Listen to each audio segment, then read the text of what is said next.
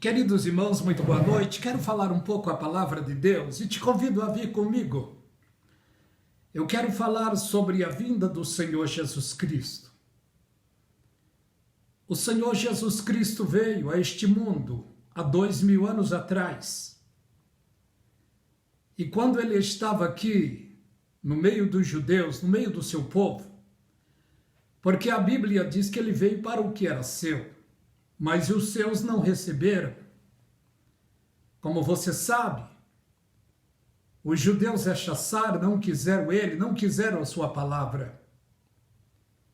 Os judeus entregaram ele aos romanos, e os dois juntos o mataram.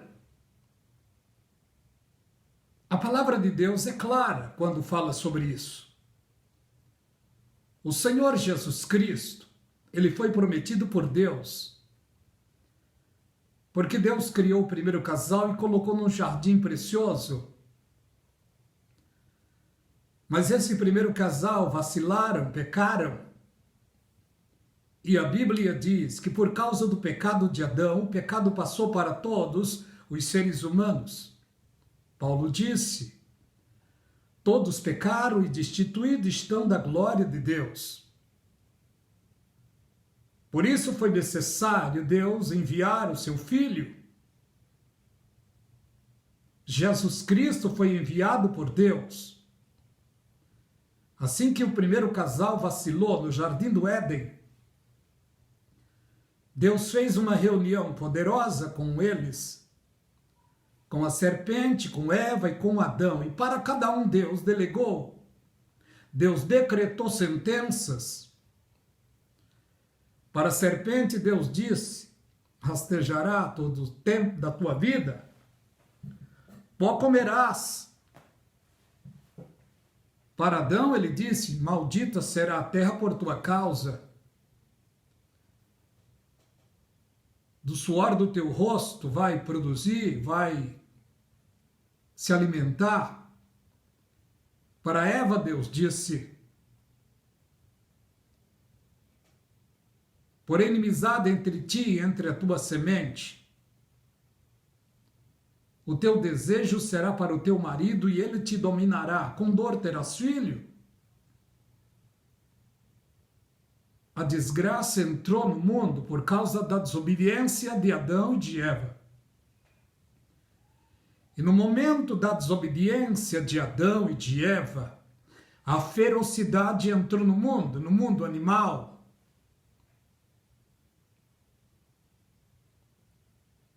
Analise uma coisa: as ovelhas, os animais dóceis foram devorados pelos leões, pelas onças, pelos tigres, pelos ursos, por aqueles animais maiores. O pecado afetou o mundo todo. No momento em que Adão e Eva pecaram, houve sangue derramado no mundo todo praticamente, no mundo animal. E o que vemos hoje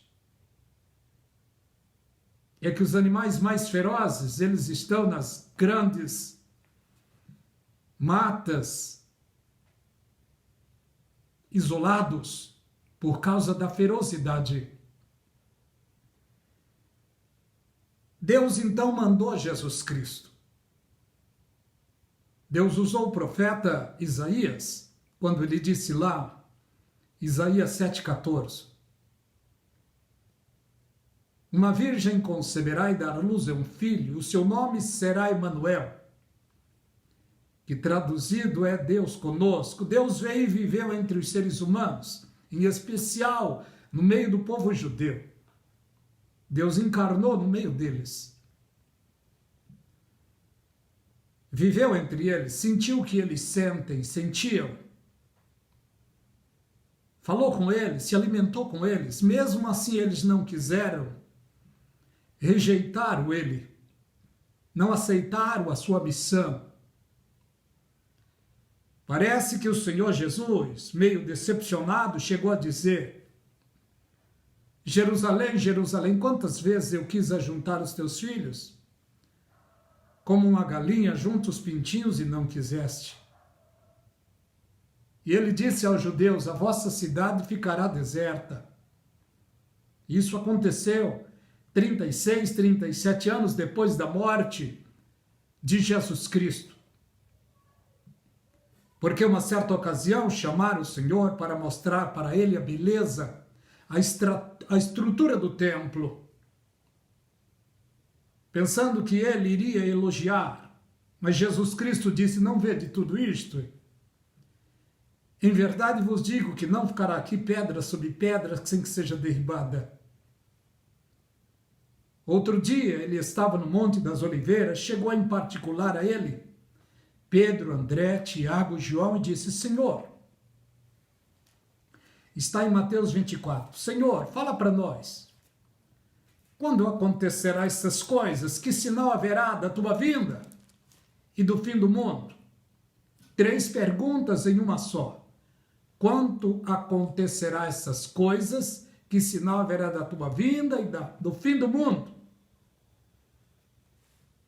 Jesus Cristo veio a primeira vez e a sua primeira vinda durou 33 anos e meio praticamente. Depois ele voltou para casa. E no Monte das Oliveiras ele chegou a dizer, despedindo dos seus discípulos, quase 500 pessoas, ele foi para a glória. E quando ele se ocultou, 2 anjos imediatamente se apresentaram no meio deles, e esses anjos disseram, varões galileus, por que estão olhando para cima? Este Jesus que de entre vós subiu, ele há de descer, e ele não desceu ainda. É sobre a sua segunda vinda que quero falar hoje. A segunda vinda de Jesus Cristo não é para a igreja, não. É para judeus. A primeira vinda de Jesus também não foi para a igreja, foi para judeus, porque está escrito lá. Ele veio para o que era seu, e os seus não receberam. Os seus não receberam, assim que os seus não receberam, aí foi passada a herança para a igreja, mas todos quantos o receberam, Deus deu-lhes o direito de serem chamados filhos. Está no Evangelho do Senhor Jesus Cristo, segundo escreveu João, capítulo 1, verso 11 e 12. Todos aqueles que receberam Jesus Cristo pela fé fazem parte da igreja. Judeus que se converteram a Jesus Cristo aceitando pela fé, deixam de ser judeus apenas e passam a ser judeus messiânico, igreja. Gentios que pela fé ouvindo a palavra de Deus e aceitam a Jesus Cristo, deixam de ser gentio e passam a ser igreja. Deus tem neste mundo 3 povos, e com cada povo Deus tem juízos para acertar. Só que para um povo que é a igreja, a Bíblia diz, nenhuma condenação há para os que estão em Cristo Jesus, e quem está em Cristo Jesus é a igreja. E quando estou falando igreja, não estou dizendo o nome da minha e da sua igreja, não. A igreja de Cristo, ela está sobre toda a face da terra. E na profecia, a igreja de Cristo chama-se Filadélfia. Igreja que significa amor fraternal. E o que vemos é que a igreja está aguardando, mas não a vinda de Cristo, a segunda vinda, não. Porque a segunda vinda de Cristo é exclusivamente para judeu. A igreja está aguardando o arrebatamento, que é harpazo, não é parousia. Parousia, primeira vinda de Jesus, há mais de 2000 anos atrás. Segunda parousia, segunda vinda de Jesus Cristo, que está para o futuro, próximo. Mas antes da segunda vinda de Jesus, praticamente 7 anos antes, acontecerá para a igreja a parousia. Não é ele que vem, é a igreja que vai. A Bíblia diz que Jesus Cristo é a cabeça do corpo e o corpo de Cristo está na terra. O corpo de Cristo é a sua igreja.